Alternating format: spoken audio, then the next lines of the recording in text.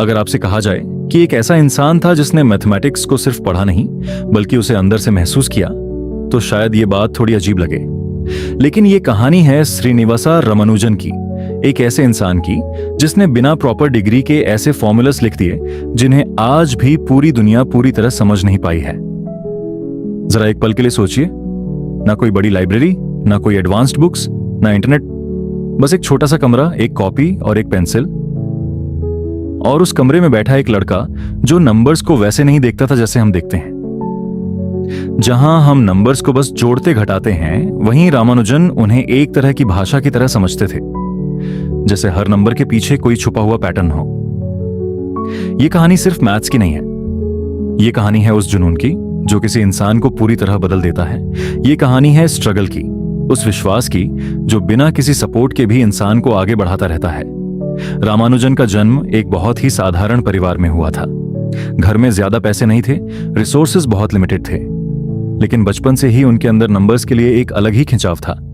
वो नंबर्स को सिर्फ सॉल्व नहीं करते थे, वो उनके साथ खेलते थे, उन्हें समझते थे, उनसे सवाल करते थे। जब बाकी बच्चे खेल रहे होते थे, रामानुजन अक्सर अकेले बैठकर अपनी कॉपी में कुछ न कुछ लिखते रहते थे। लेकिन वो सिर्फ नॉर्मल सम्स नहीं होते थे, वो ऐसे पैटर्न्स ढूंढ रहे होते थे जो किसी और को दिखते ही नहीं थे। धीरे धीरे ये आदत एक तरह का जुनून बन गई। अब उनके लिए बाकी सारी चीजें धीरे धीरे पीछे छूटने लगीं। स्कूल के बाकी सब्जेक्ट्स, इंग्लिश, हिस्ट्री, साइंस, इन सब में उनका मन नहीं लगता था। उन्हें बस मैथ्स चाहिए था और कुछ नहीं। अब यहां से उनकी कहानी एक अलग मोड़ लेती है। आमतौर पर हम सोचते हैं कि जो इंसान इतना इंटेलिजेंट हो वो स्कूल में टॉपर होगा, लेकिन रामानुजन के साथ बिल्कुल उल्टा हुआ। मैथ्स में वो कमाल के थे, लेकिन बाकी सब्जेक्ट्स में बहुत कमजोर। रिजल्ट ये हुआ कि वो बार बार एग्जाम्स में फेल होने लगे। अब सोचिए, एक तरफ एक ऐसा दिमाग जो एक्स्ट्रॉर्डिनरी है और दूसरी तरफ एक सिस्टम जो उसे समझ ही नहीं पा रहा। स्कूल और कॉलेज दोनों जगह उन्हें बार बार रिजेक्शन मिला।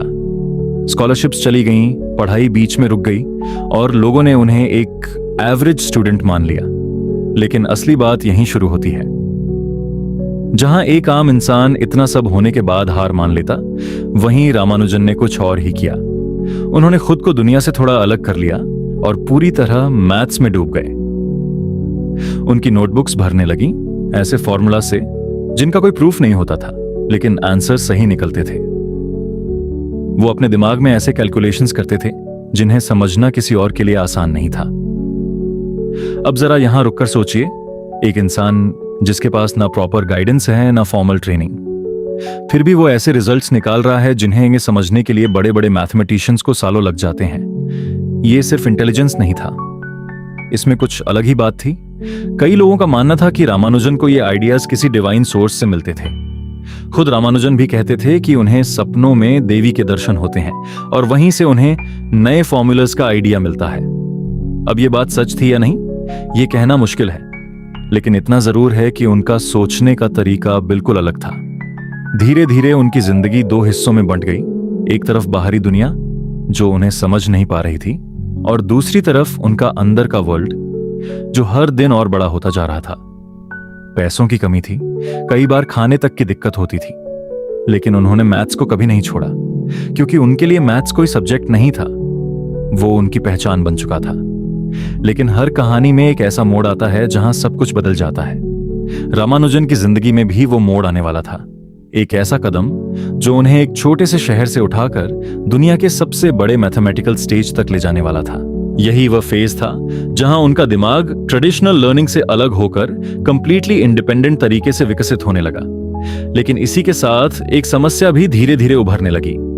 रामानुजन का ध्यान अब पूरी तरह मैथमेटिक्स पर केंद्रित हो चुका था।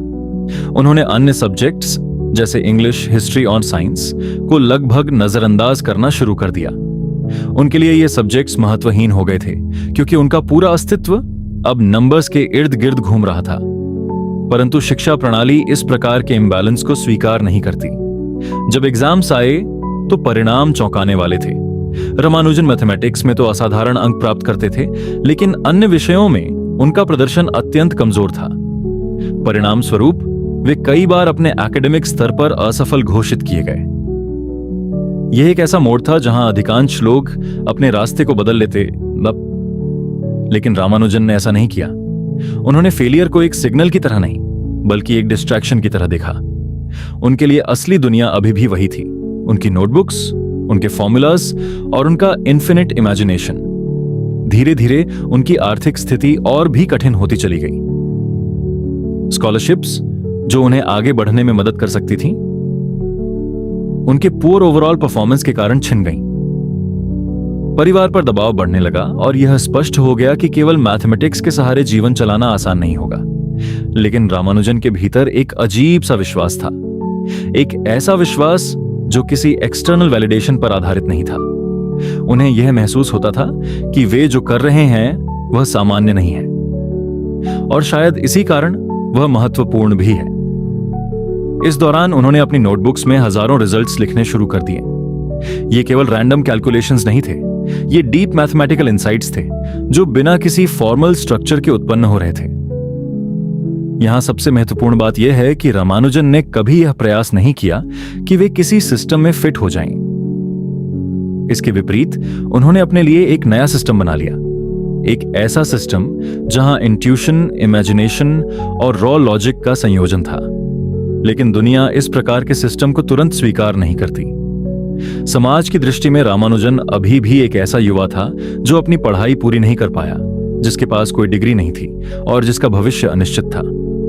लेकिन वास्तविकता इससे बिल्कुल भिन्न थी। अंदर ही अंदर एक ऐसा मैथमेटिकल रिवॉल्यूशन जन्म ले रहा था जो आने वाले समय में पूरी दुनिया को प्रभावित करने वाला था। और इसी संघर्ष, इसी आइसोलेशन और इसी इंटेंस फोकस के बीच रामानुजन की कहानी एक नए चरण की ओर बढ़ रही थी। श्रीनिवास रामानुजन का जुनून अब एक एक्सट्रीम स्तर पर पहुंच चुका था। वे सोसाइटी से लगभग कट चुके थे, फाइनेंशियल स्ट्रगल्स अपने चरम पर थे और उनकी प्रतिभा उनकी नोटबुक के पन्नों तक सीमित रह गई थी। लेकिन हर कहानी में एक ऐसा क्षण आता है जब परिस्थितियां अचानक बदल जाती हैं। रामानुजन के जीवन में यह क्षण एक बहुत ही साधारण माध्यम से आया, एक चिट्ठी। यह वह समय था जब रामानुजन अपनी जिंदगी के सबसे कठिन दौर से गुजर रहे थे। उनके पास कोई स्थायी नौकरी नहीं थी, आय का कोई निश्चित स्रोत नहीं था और उनके आसपास ऐसा कोई व्यक्ति भी नहीं था जो उनके काम की वास्तविक गहराई को समझ सके। फिर भी उनके भीतर एक विश्वास था कि उनका काम महत्वपूर्ण है और उसे दुनिया तक पहुंचना चाहिए। इसी विश्वास के साथ उन्होंने एक निर्णय लिया। उन्होंने अपने कुछ मैथमेटिकल रिजल्ट्स को एक पत्र में संकलित किया और उसे इंग्लैंड के एक प्रसिद्ध मैथमेटिशियन जोहान कीपमाई हार्डी को भेज दिया। अब यहां एक महत्वपूर्ण बात समझनी होगी। यह कोई सामान्य पत्र नहीं था। इसमें न कोई फॉर्मल इंट्रोडक्शन था, न कोई डिग्री का उल्लेख, न कोई रिकमेंडेशन। इसके स्थान पर उस पत्र में केवल उनके द्वारा खोजे गए कॉम्प्लेक्स मैथमेटिकल रिजल्ट्स थे, इन्फिनिट सीरीज, नंबर थ्योरी की आइडेंटिटीज और ऐसे सूत्र जो पहली नजर में ही असाधारण प्रतीत होते थे। जब हार्डी के पास यह पत्र पहुंचा तो उनकी पहली प्रतिक्रिया थोड़ी संदेहपूर्ण थी। उन्हें यह समझ नहीं आ रहा था कि एक अज्ञात व्यक्ति जो किसी प्रतिष्ठित इंस्टीट्यूशन से संबंधित नहीं है, वह इतने एडवांस्ड मैथमेटिकल रिजल्ट्स कैसे प्रस्तुत कर सकता है। लेकिन जैसे जैसे उन्होंने उन रिजल्ट्स को ध्यान से देखना शुरू किया, उनकी सोच बदलने लगी। हार्डी ने पाया कि उस पत्र में दिए गए कई रिजल्ट्स न केवल सही थे, बल्कि इतने गहरे थे कि उन्हें तुरंत समझ पाना भी कठिन था। उन्होंने अपने सहयोगी J.E. लिटिलवुड के साथ मिलकर उन रिजल्ट्स का विश्लेषण किया। दोनों ने मिलकर एक महत्वपूर्ण निष्कर्ष निकाला, यह काम किसी सामान्य व्यक्ति का नहीं हो सकता। हार्डी ने बाद में कहा था कि इस प्रकार के मैथमेटिकल आइडियाज केवल दो ही स्थितियों में उत्पन्न हो सकते हैं, या तो यह व्यक्ति एक महान जीनियस है या फिर यह सब पूरी तरह अब्सर्ड है। और कुछ ही समय में यह स्पष्ट हो गया कि यह अब्सर्ड नहीं था, यह एक असाधारण प्रतिभा का प्रमाण था। यहां से रामानुजन की जिंदगी ने एक बिल्कुल नया मोड़ लिया। हार्डी ने तुरंत रामानुजन को उत्तर भेजा और उन्हें इंग्लैंड आने के लिए आमंत्रित किया ताकि वे कैम्ब्रिज यूनिवर्सिटी में उनके साथ काम कर सकें। यह एक ऐसा अवसर था जिसका रामानुजन ने शायद कभी कल्पना भी नहीं की थी। एक ऐसा व्यक्ति जिसे अपने ही देश में पहचान नहीं मिल रही थी, अब उसे दुनिया के सबसे प्रतिष्ठित एकेडमिक एनवायरनमेंट में काम करने का अवसर मिल रहा था। लेकिन यह निर्णय इतना सरल भी नहीं था। एक ओर था उनका परिवार, उनकी संस्कृति और उनका परिचित वातावरण, और दूसरी ओर था एक अनजान देश, एक अलग जीवन शैली और एक ऐसा भविष्य जो पूरी तरह अनिश्चित था। इसके साथ ही उस समय भारत से इंग्लैंड जाना केवल एक शैक्षणिक निर्णय नहीं था, यह एक सामाजिक और सांस्कृतिक चुनौती भी थी।